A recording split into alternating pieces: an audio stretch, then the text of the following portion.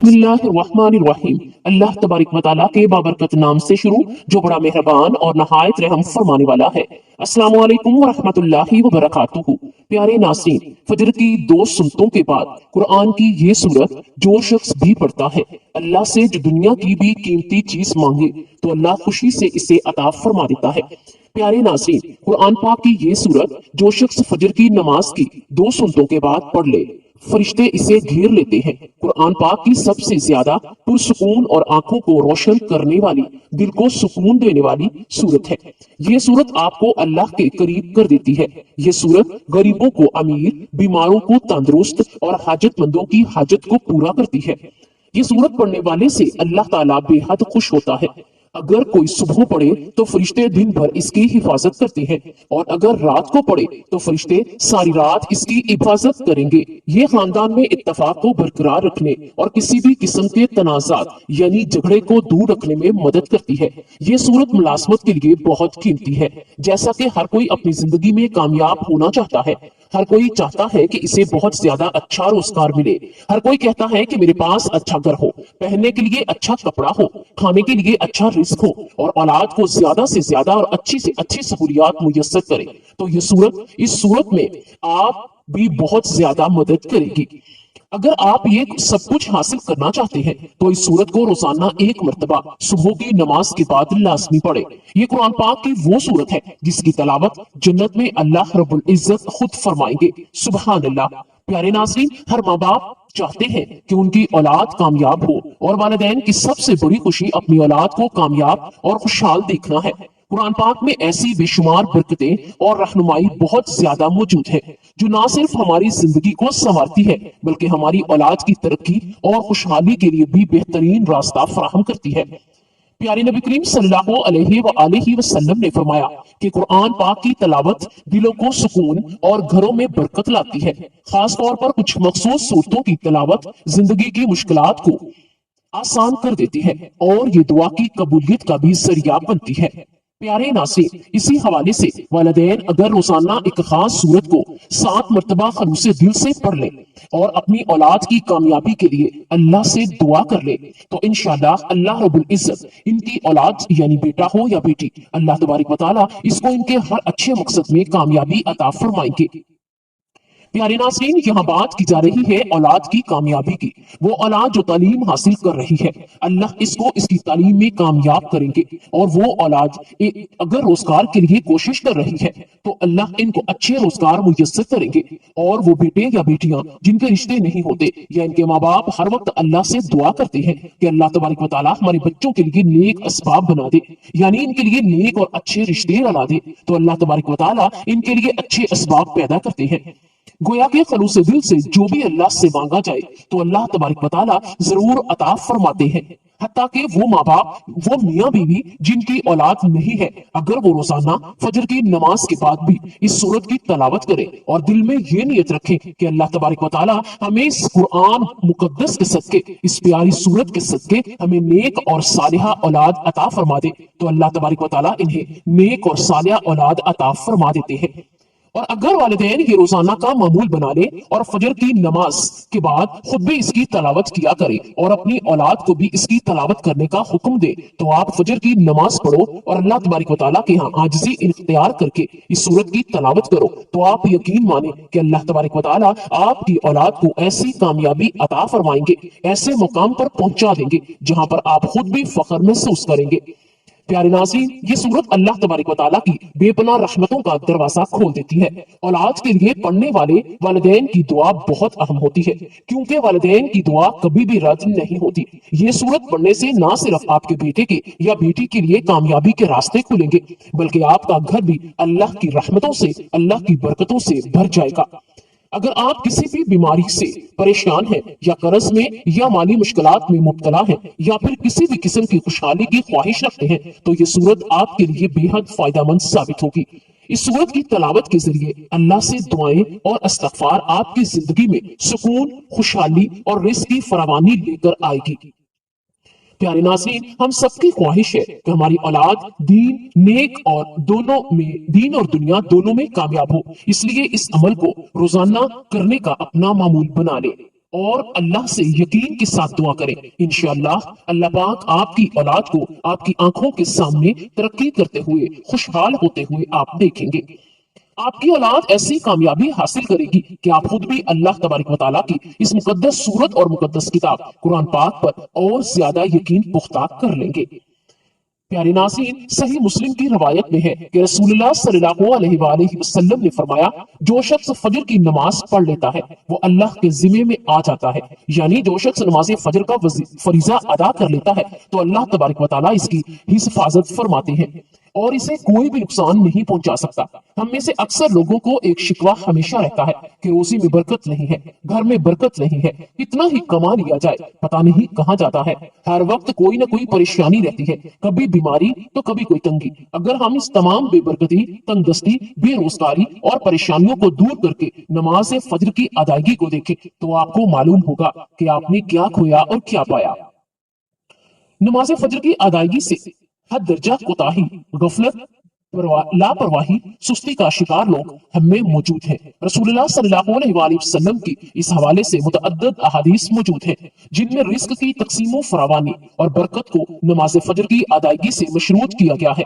ایک فرمان نبی صلی اللہ علیہ وآلہ وسلم کا مفہوم ہے کہ رزق تقسیم کرنے والا فرشتہ ہر صبح فجر کی نماز کے وقت بندوں کا رزق لے کر زمین پر اترتا ہے، اور جب دروازہ فجر کا کھلتا ہے تو فرشتہ اس کا رزق دروازے پر رکھ کر چلا جاتا ہے، اور جو دروازہ فجر کے وقت بند ہوتا ہے فرشتہ اس کا رزق واپس لے کر چلا جاتا ہے۔ اس سے مراد یہ ہے کہ وہ لوگ جو فجر کی نماز کو یعنی اپنی نیند کو چھوڑ کر خوش و خضوع کے ساتھ فجر کی نماز ادا کرتے ہیں تو ان کو وہ فرشتہ رزق عطا فرما دیتا ہے، اور جو لوگ غفلت کی نیند میں سوئے رہتے ہیں اور فجر کی نماز سے غافل رہتے ہیں، نماز ادا نہیں کرتے، تو اللہ تبارک و تعالیٰ ان کا رزق بھی اٹھا لیتا ہے۔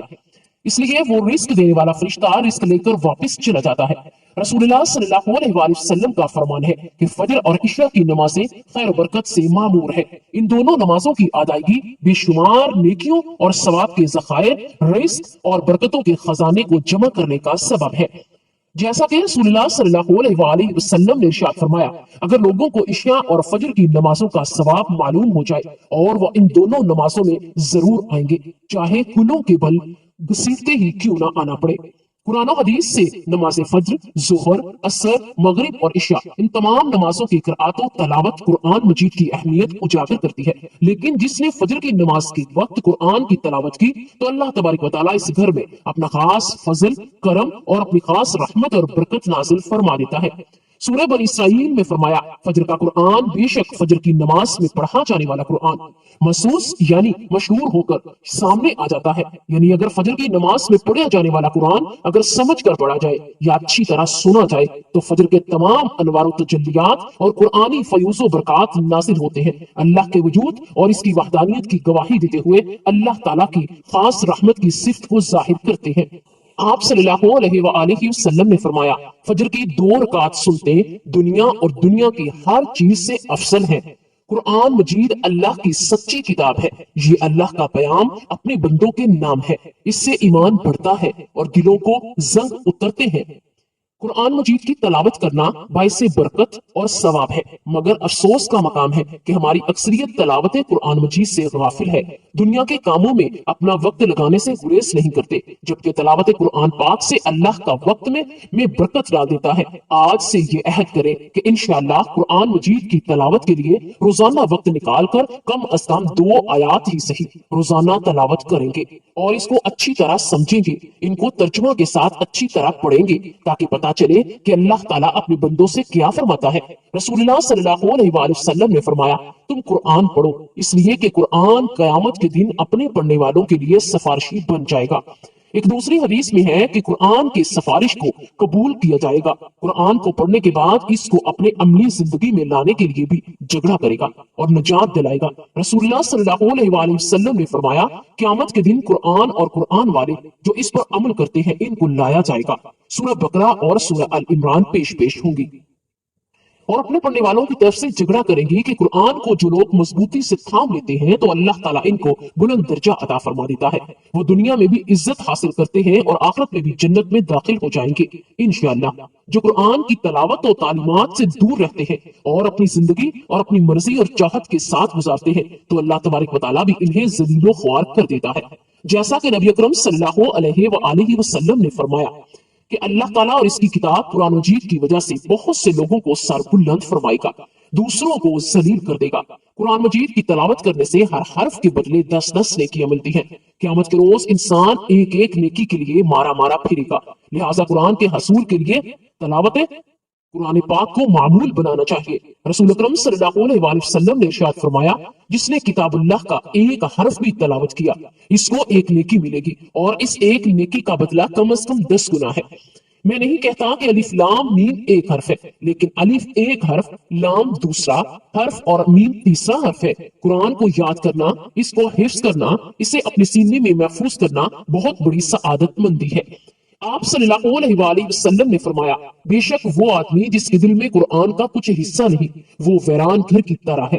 قرآن کریم کی تلاوت خود اجر و ثواب کا باعث ہے، چاہے پڑھنے والا اس کے معنی مطابق کو سمجھتا ہو یا نہ سمجھتا ہو۔ اس کے لیے ایک ایک حرف پر 10 نیکیاں ہر پڑھنے والے کو ملیں گی، جیسا کہ حدیث میں فرمایا گیا۔ تاہم یہ محض اللہ کا فضل و کرم ہے کہ وہ ہر پڑھنے والے کو اجر و عظیم سے نوازتا ہے، لیکن بغیر سمجھے پڑھنے سے ثواب یقیناً مل جائے گا۔ قرآن کے نزول کا جو اصل مقصد ہے وہ اسے حاصل نہیں ہوگا۔ وہ مقصد کیا ہے؟ ہدایت اور روشنی۔ یہ تو صرف اس سے ہی ملے گی جو قرآن کو سمجھنے کی اور اس کے معنی مطالب سے آگاہی حاصل کرنے کی کوشش کرے گا۔ آج اس قرآن کے پڑھنے والے تو لاکھوں نہیں کروڑوں کی تعداد میں ہیں، لیکن اس میں بیان کردہ اصول و ضوابط اور تعلیمات و ہدایت کو سمجھنے والے کتنے ہی کم ہیں، بلکہ بہت تھوڑے ہیں۔ لیکن اللہ تعالیٰ نے فرمایا، ہم نے قرآن کو آسان کیا ہے نصیحت حاصل کرنے والوں کے لیے۔ کیا بس کوئی ہے جو نصیحت حاصل کرنے والا؟ قرآن پاک کو سمجھ لینا ہی کافی نہیں، اس پر عمل کرنا بھی ضروری ہے۔ جب تک کہ مسلمان کی انفرادی اجتماعی زندگی قرآن کے سانچے میں نہ ڈلے گی، ان کے شب و روز کے معاملات قرآنی ہدایات کے تابع نہیں ہوں گے اور مسلمان قرآن کو اپنا رہنمائی زندگی تسلیم نہیں کریں گے، ان کی ذلت کا یہ دور ختم نہیں ہوگا، ان کی مشکلات کم نہیں ہوگی، ان کی وہ عظمت رفتہ رفتہ بحال نہیں ہوگی جس کے وہ خواہش مند ہیں اور جس سے قرآن اولا کے مسلمان بہرائے یاب تھے۔ بس ایمان والے تو ایسے ہوتے ہیں کہ جب اللہ کا ذکر آتا ہے تو ان کے قلوب ڈر جاتے ہیں، اور جب اللہ کی آیتیں ان کو پڑھ کر سنائی جاتی ہیں تو وہ آیتیں ان کے ایمان کو تازہ کر دیتی ہیں، زیادہ کر دیتی ہیں، اور وہ لوگ اپنے رب پر توکل کرتے ہیں۔ کہہ دیجئے کہ تم ان پر ایمان لاؤ یا نہ لاؤ جنہیں اس سے پہلے علم دیا گیا ان کے پاس، تو جب بھی اس کی تلاوت کی جائے تو وہ ٹھوڑیوں کے بل سجدہ میں گر پڑتے ہیں اور کہتے ہیں کہ ہمارا رب پاک ہے، ہمارے رب کا وعدہ بلا شبہ پورا ہونے والا ہے۔ وہ اپنی ٹھوڑیوں کے بل روتے ہوئے سجدے میں گر پڑتے ہیں۔ یہ قرآن کی عاجزی، خشوع اور خضوع بڑھا دیتا ہے۔ عام مجید سن کر ان پر اس قدر خشیت الہی اور رقت نفسداری ہوتی ہے جس سے ان کی آنکھیں اشکبار، دل موم اور پیشانیاں رب کے حضور سجدہ ریز ہوتی ہیں۔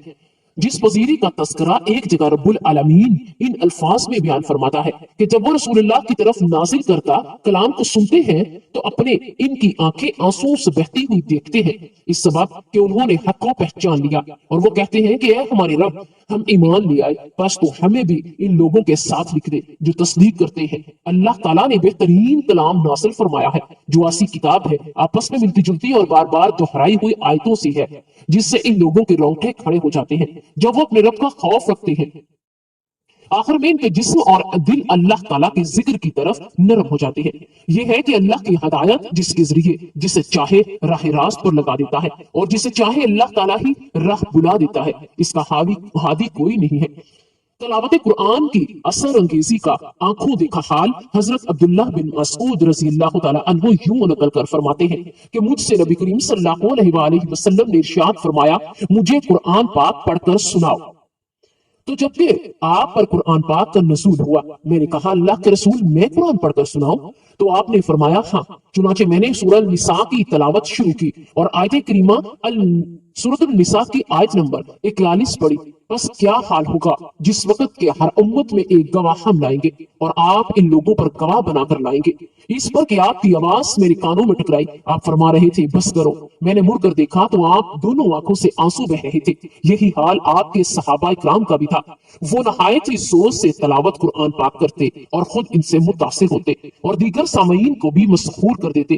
چنانچہ مکی دور میں حضرت ابوبکر صدیق رضی اللہ تعالیٰ عنہ کا ایک نہایت ہی بے مثال واقعہ امام بخاری رحمۃ اللہ علیہ نے نقل فرمایا کہ جس میں تلاوت قرآن سے متعلق یہ الفاظ ہمیں محو حیرت میں مبتلا کر دیتے ہیں کہ کافی ہے۔ فرماتے ہیں کہ حضرت ابوبکر صدیق رضی اللہ تعالیٰ عنہ نے اپنا مکان کا ایک حصہ نماز کے لیے خاص کر دیا، جس میں نماز ادا کرتے اور قرآن پاک کی تلاوت کرتے، جس سے سن کر مشرکین مکہ کی عورتیں اور بچے ان پر ٹوٹ پڑتے اور ان کی رکعت امیز تلاوت سے محظوظ ہوتے اور اسے غایت درجہ پسندیدگی کی نگاہ سے دیکھتے۔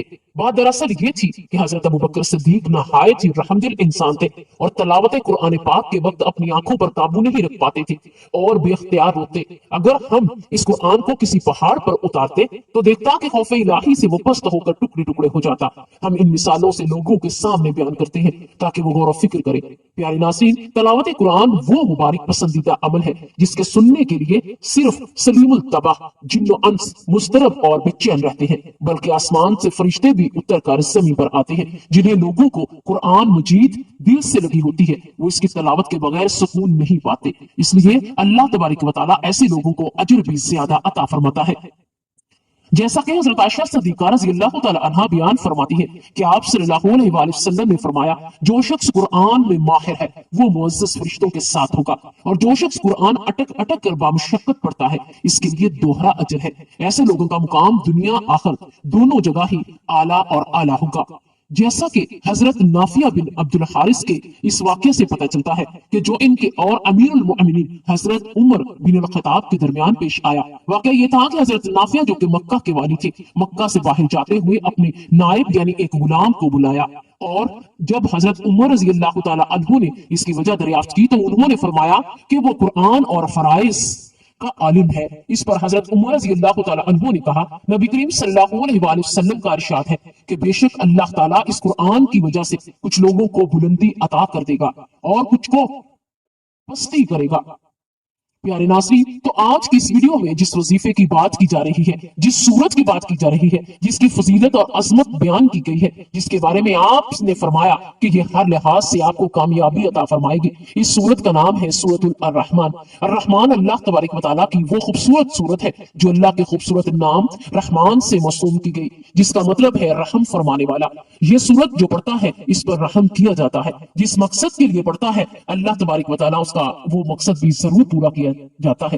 دنیا اور آخرت کی سختی سے اسے نجات ملتی ہے۔ سورت الرحمن کا نام اللہ کے خوبصورت ناموں میں سے ہے۔ ایک ہے اس سورت میں خدا کے فضل کی مثالیں دی گئی ہیں، اللہ کے مختلف تحائف کی اہمیت کو دہرایا گیا ہے۔ سورت الرحمن ہمیں رحمت الہی کے تصور پر غور کرنے کی ترغیب دیتی ہے۔ اللہ نے ہمیں مختلف تحائف دیے، یہ دنیا بھی ایک تحفہ ہے، درخت، کھانا، ہمارے ارد گرد کا ماحول، ہوا، پانی، صحت مند جسم، خاندان، دوست، سب کچھ اللہ تعالیٰ تبارک و تعالیٰ سے ہمارے لیے خاص نعمتیں عطا ہوئی ہیں۔ ہمیں ان سب کی قدر کی نگاہ سے دیکھتے ہیں، لیکن اس آخر میں اس طرح کے اس تحفے کی اہمیت ہوتی ہے کہ سورت الرحمن ہمیں یاد رکھنے میں مدد کرتی ہے۔ اس طرح کے تمام خدائی احسانات ایسی چیز ہے جن سے ہمیں غفلت نہیں برتنی چاہیے۔ اس صورت میں بار بار اس بات کو دہرایا گیا ہے کہ بس تم اپنے رب کی کس کس نعمت کو جھٹلاؤ گے۔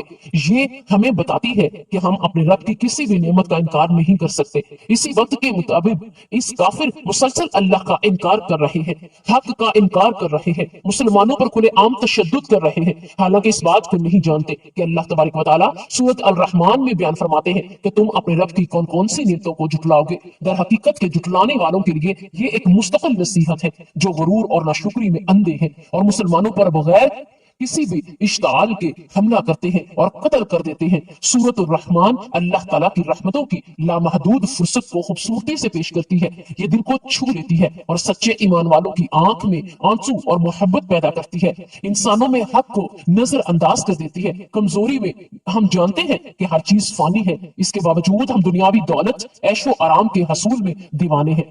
ہمیں اس بات کا علم ہونا چاہیے کہ اس دنیا میں ہمارے پاس جو کچھ بھی ہے وہ مستقل نہیں ہے. ہمارے خاندان، ہمارے دوست ہمیں چھوڑ سکتے ہیں، اچھی صحت میں کمی آ سکتی ہے، ہماری دولت ختم ہو سکتی ہے، پھر بھی ہم غرور اور تکبر سے بھرے رہتے ہیں. سورۃ الرحمن بار بار ہمیں اس کا شکر ادا کرنے کی یاد دلاتی ہے، کیونکہ ہمارے پاس جو کچھ بھی ہے وہ اللہ کا ہے، اللہ کا ہمارے پاس تحفہ ہے. ہمیں چاہیے کہ ہم دنیا کے کام کریں، نیک اعمال میں مشغول ہوں اور اللہ کو راضی کرنے کی کوشش کریں. اور ہمیں اس بات کا علم ہونا چاہیے کہ مسلمان ہونے کی حیثیت سے قرآن پاک کو سیکھنا، اس پر عمل کرنا، اس کو سمجھنا، اس کے مطابق زندگی بسر کرنا ہمارا فرض ہے.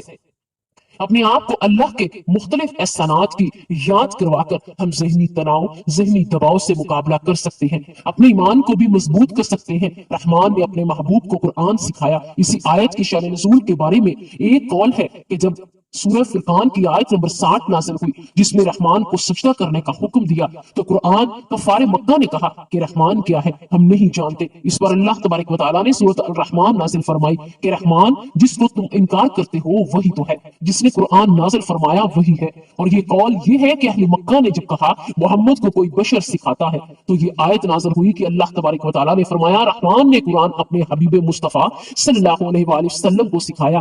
آسمانی کے اعتبار سے ان آیات سے 5 باتیں معلوم ہوتی ہیں کہ قرآن پاک اللہ پاک کی بہت بڑی نعمت ہے، اس لیے سب سے پہلے اس کا ذکر فرمایا. حضور اقدس صلی اللہ علیہ وآلہ وسلم کے پاس قرآن پاک بظاہر حضرت جبرائیل علیہ السلام لے کر آئے، لیکن در حقیقت اللہ نے اپنے حبیب صلی اللہ علیہ وآلہ وسلم کو قرآن سکھایا. مخلوق میں حضور پر نور کا کوئی استاد نہیں بلکہ آپ پر علم مخلوق کے واسطے بغیر اللہ تعالیٰ کے عطا کیا ہے. حضور اقدس صلی اللہ علیہ وآلہ وسلم کو قرآن پاک کے متشابہات کا علم بھی دیا گیا.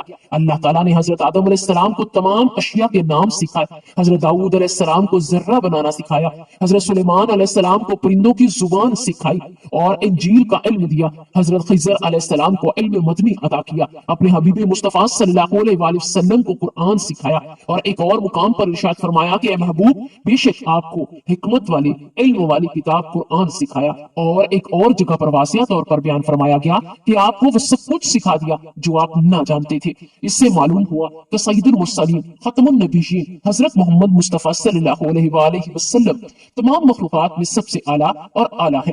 پیارے ناظرین، آپ بھی صبح و فجر کی نماز پڑھنے کے بعد قرآن پاک کی ضرور تلاوت کیا کریں. وہ ایک 2 یا 3 آیات یا 4 آیات ہی کیوں نہ ہو، بلکہ آپ کوشش کریں کہ آپ اس سے سمجھ کر پڑھیں اور سورہ رحمان کی بھی تلاوت ضرور کریں. آپ یقین کریں کہ اس سورت کو تلاوت کرنے سے آپ کی روح کو سکون ملے گا. جس طرح کہ اللہ تبارک و تعالیٰ آپ پر رحم کریں گے اسی طرح پوری دنیا بھی آپ پر رحم کرے گی، آپ سے پیار کرے گی، کائنات کی ہر چیز آپ سے محبت کرنے لگے گی انشاءاللہ، اور آپ تمام لوگوں میں معزز ترین بن جائیں گے، آپ کے تمام کام آسان ہو جائیں گے. اللہ تبارک و تعالیٰ سب کو اپنی رحمت کے سائے میں رکھے، آمین. پیارے ناظرین، اللہ تبارک و تعالیٰ سے دعا کرتے ہیں کہ اللہ تبارک و تعالیٰ ہم سب کو نیک اعمال کرنے کی توفیق عطا فرمائے، ہمیں قرآن پاک کی مکمل سمجھ نصیب فرمائے اور ہمیں برے راستے سے بچا کر سیدھے راستے کی طرف چلائے، اور ہمیں تمام امت مسلمہ پر اپنا رحم کرے، اپنا فضل کرے، کرم کرے، آمین یا رب العالمین. پیارے ناظرین، اس ویڈیو کا مقصد آپ تک نہ صرف قرآن پاک کی اہمیت کو اجاگر کرنا